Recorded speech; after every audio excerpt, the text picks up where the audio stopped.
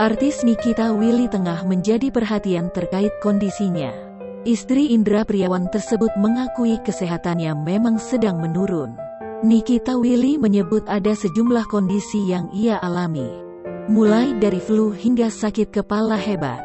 Lantaran hal tersebut, Nikita pun mau tak mau harus istirahat total selama beberapa hari.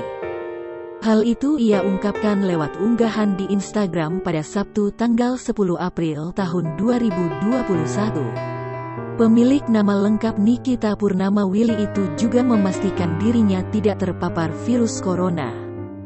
Hal itu berdasarkan hasil swab tes yang telah ia jalani. Belakangan diketahui Nikita ternyata menderita sinus. Nikita mengaku bukan tipe orang yang suka berdiam diri di rumah.